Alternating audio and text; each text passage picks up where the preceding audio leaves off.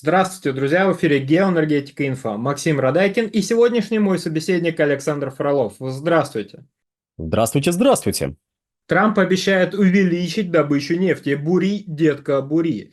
Трамп сыплет обещаниями, когда станет президентом Америки, добыча нефти вырастет, а стоимость энергии упадет.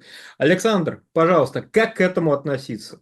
Мы как-то обсуждали этот вопрос, и, по сути, мы должны сказать следующее. Президент Соединенных Штатов Америки не имеет никакого отношения к добыче нефти, газа, угля и прочего, прочего, прочего. Разумеется, можно привести какое-то косвенное влияние, которое он, его команда, законодатели, которые с ним дружны, оказывают на все эти вопросы.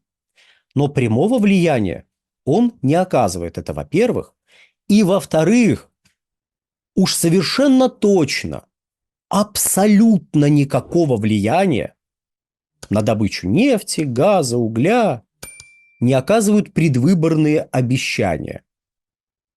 Ведь с какими лозунгами шел на выборы Байден?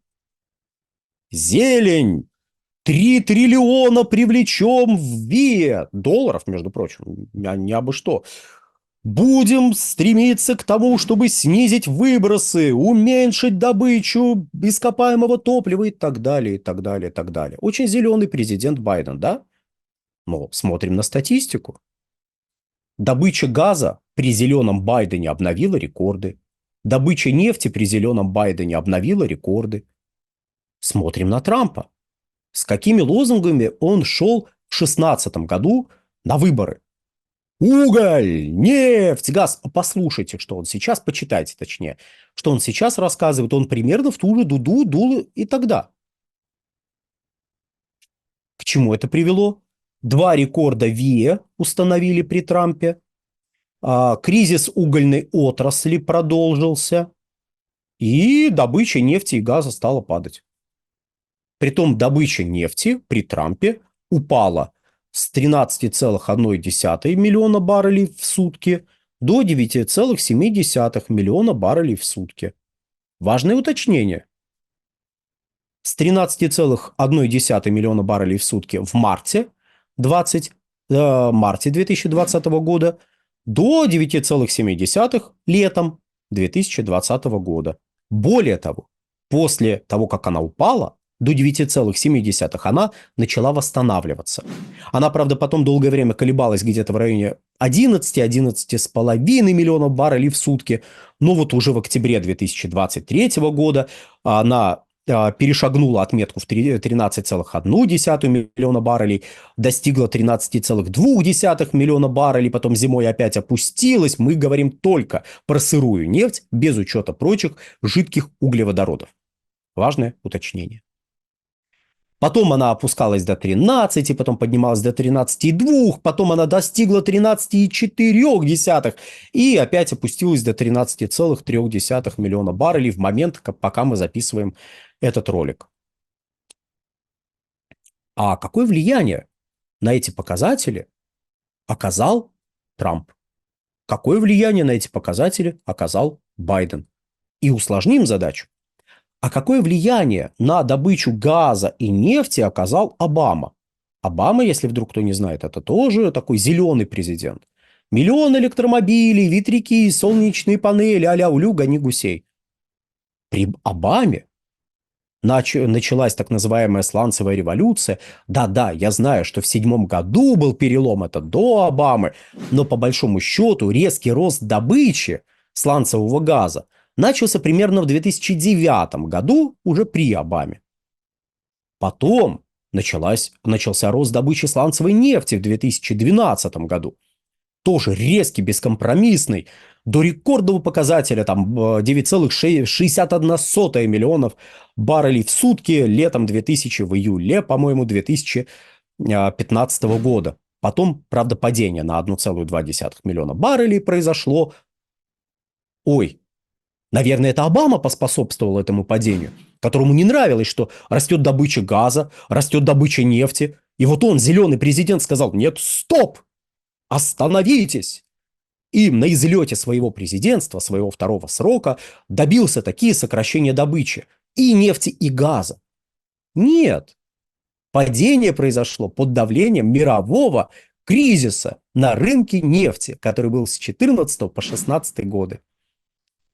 А восстановление добычи в Соединенных Штатах Америки началось примерно в 16 году и закрепилось в 17 году. А на темпы рекордные 2 миллиона баррелей в сутки за год. 2 миллиона за год. Прирост добычи вышел в 2018 году. А не напомните, а что там творилось? А там ОПЕК плюс образовался. Стабилизировали Россия, Саудовская Аравия и примкнувшие страны стабилизировали рынок. И благодаря этому цены сначала устаканились, потом стали восстанавливаться. И добычники в Соединенных Штатах выдохнули и вновь начали инвестировать в рост добычи. То есть сланцевая так называемая революция, Обама к ней никакого отношения не имел. Кризис не имел никакого отношения. Восстановление не имел никакого отношения. Трамп приходит к власти, опять же, вот восстановление начинается, ярко выраженное уже при нем. Там ОПЕК+, там он мало отношения ко всему этому имеет. Что он сделал, чтобы добыча росла? Ничего. Но в 2020 году добыча ведь падала. Но нет, мы об этом вспоминать не будем. Мы будем смотреть на другое. Говорить, смотрите, при Трампе вот какой дешевый был бензин. В пересчете на доллары, прошу прощения, на доллары за литр получается 0,6, хорошо, 64 доллара за литр в 2020 году. Вот на излете президентства Трампа вот какой дешевый был бензин. А при Байдене что? С 4-го квартала 2021 года Байден борется с ценами на нефть. Давайте вот еще раз. 4-го квартала 2021 года, не 22-го, 21-го. Там и распродажа запасов, и вторая распродажа запасов, и третья распродажа запасов. И продолжение распродажи запасов, только на это мы уже не обращаем внимания и делаем вид, что какая распродажа. Это просто плановая продажа, это не распродажа. А то, что минус 25 миллионов баррелей, и что? И что вы нам предъявите на это? Так вот, он борется, и вроде как поборол рост, а потом опять снизились цены, а потом опять расти стали. И сейчас выше доллара за за литр бензина. То есть Байден обещал снизить цены, не удалось. Цены снижались, а потом опять начали расти. А это почему? Потому что Байден у власти. Будет у власти Трамп, тут же цены пойдут вниз. Да? Ну, собственно, он это обещает. Снизятся цены на топливо. Это вот об этом. Это не на топливо вообще. Это конкретно на бензин. Это самое интересное, на что обращают внимание американцы. Я понимаю, что мы вот окуклились в своем русскоязычном пространстве, нам кажется, что только наши цены на бензин – это важно. А у всех остальных, да всем остальным плевать. Да, господи, у них 2 евро за литр бензина, доллар за литр бензина, им это вообще не важно. Расскажите это американцам, учитывая, что оба кандидата в президенты, точнее, обе команды, которые их представляют, они постоянно педалируют тему вот этой цены на бензин. Посмотрите, последите. Я понимаю, что следить за тем, куда Трамп полетел, смотрите, у него вот столько-то сторонников к нему навстречу пришло, а к Камале Харрис вот столько, это гораздо интереснее, чем за их повесткой внутренней смотреть, на что они напирают, какие у них вот идеологемы продвигаются. Это вот сколько сторонников, такое впечатление, что мы Трампа, правда, выбираем. У вас как там на госуслугах уже пришло сообщение о том, когда голосовать, когда единый день голосования за Трампа? Мне просто не пришло, я не в курсе. Если вам пришло, вы напишите. И скриншот вывесите, пожалуйста. Так вот, то есть для них эта тема важная. Это тема, определяющая настроение избирателей. И эту тему постоянно тычут. Трамп говорит, при мне бензин был дешевый. Он для этого ничего не сделал. Но чисто формально, да, при нем он вот опускался, цена бензина опускалась до там 64 центов за литр. А при Байдене доллар за литр. Безобразие, это, конечно, безобразие. А в какой-то момент при Байдене вообще до $1 30 с лишним центов поднималась цена литра. А если посмотреть на разницу между штатами, это же средний показатель. А вот в какой-нибудь Калифорнии там вообще ужас-ужас стоит бензин. Где-то он стоит подешевле. Но в среднем, да, вот, пожалуйста, доллар. Кто виноват? Байден виноват. А Байден выходит, точнее, его эти, ну, теперь уже Камала Харрис, там, ее вот эти, команда. Говорят, погодите, погодите. Все не так однозначно. Это коварные русские с саудитами увеличивали нам цены, а мы их сбили. Нет, не русских с саудитами. Над этим работаем. Мы сбили цены. Вот они были $1.30, теперь они доллар. Кто молодцы? Мы молодцы. Мы предпринимали просто невероятные шаги для того, чтобы достичь этих показателей. Вот мы их достигли. Ни один из этих президентов никакого отношения вообще не имел ни к уровню добычи нефти, ни к уровню цен на нефтепродукты, ни к уровню добычи другого ископаемого топлива на территории Соединенных Штатов. Никакого, по крайней мере, прямого влияния не оказывал. Нет, выходить потом, надувать щечки, говорить, да, мы реализуем стратегию энергетического доминирования, как говорил Трамп. Это здорово. Но что он сделал для этой стратегии? Ничего. И вот сейчас, как он может увеличить добычу?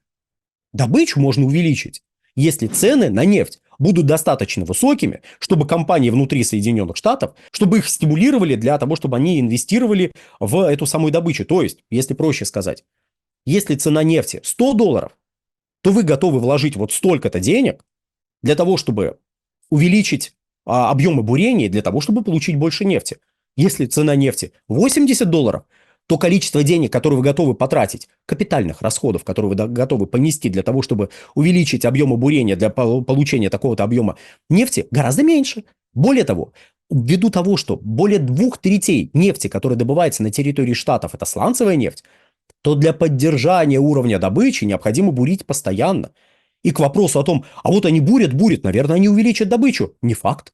Потому что вам необходимо обеспечивать относительно высокий, относительно традиционной добычи, высокий темп бурения для поддержания текущего уровня добычи. И если цены на нефть опускаются ниже $80, тех вложений, которые будут нести американские компании для добычи нефти, будет недостаточно для поддержания текущего уровня добычи. И уровень добычи будет снижаться.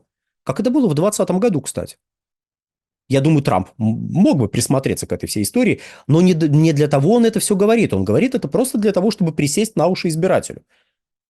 Что делает президент для увеличения добычи? Ничего, а вот я сделаю, я прям сделаю. И топливо подешевеет, и объемы добычи увеличатся. Это, ну, на мой взгляд, извините, пожалуйста, вот прямо теперь в качестве завершения следующая мысль. Это какой-то позор. Когда мы на полном серьезе начинаем пристально следить за тем или иным кандидатом в Соединенных Штатах Америки, хотя опыт уже показал, что как минимум один из этих кандидатов, несмотря на позитивную риторику, которая нам нравится, он точно такой же нам друг, как и второй кандидат.